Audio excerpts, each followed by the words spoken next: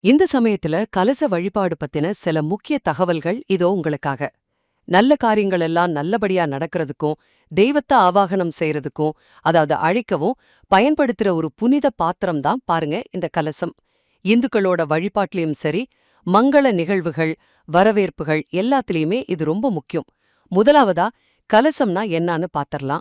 இது பொதுவா மண் அல்லது செம்பு, பித்தளை இது மாதிரி உலோகத்தால செஞ்ச தண்ணியால நிரப்புன ஒரு பாத்திரம். இதுல மாவிலிகளை செருகி நடுவுல ஒரு தேங்காய வைப்பாங்க. பாத்திரத்தை சுத்தி ரொம்ப கவனமா நூலும் கட்டியிருப்பாங்க. சில நேரங்கள்ல பாத்தீங்கன்னா லக்ஷ்மி தேவியோட உருவம் கூட வரைஞ்சிருப்பாங்க.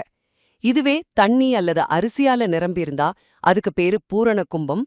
அடுத்ததா இதோட குறியீடு முக்கியத்துவம் என்னன்னா, கலசம் படைப்பையே குறிக்குதுன்னு சொல்றாங்க. இதுல இருக்கிற நீர் படைப்புக்கு ஆதாரமான அந்த ஆதி நீரையும், மாவிலையும் தேங்காயும் சிருஷ்டியையும், அப்புறம் சுத்தி இருக்கிற நூல் எல்லாரையும் பிணைக்கிற அன்பையும் குறிக்குதாம். இது மகாவிஷ்ணுவோட தொப்புள் கமலத்திலிருந்து பிரம்மா தோன்றி உலகப் படைச்சார் இல்லையா, அந்த புராண கதையோடையும் சம்பந்தப்பட்டது. கடைசியா இதோட பயன்பாடு என்னன்னு பாத்தீங்கன்னா, கிரகப்பிரவேசம், அதாவது புது வீட்டுக்கு குடி போறது, அப்புறம் கல்யாணம் மாதிரி வீட்டு விசேஷங்கள், விரத நாட்கள், விழாக்கள் எல்லாம் கலசம் வச்சு வழிபடுவாங்க. பெரிய விருந்தினர்களை வரவேற்கிறதுக்கும் கூட இந்த பூரண கும்பம் பயன்படுது. பூஜையெல்லாம் செஞ்சு முடிச்ச பிறகு இதுல இருக்கிற புனித நீரை வீடு முழுக்க தெளிப்பாங்க. கோயில் கும்பாபிஷேகம் நடக்கும்போது, அதாவது குடமுழுக்கு விழா அப்போ கோபுர கலசங்கள் மேல இந்த புனித நீரை ஊத்துவாங்க.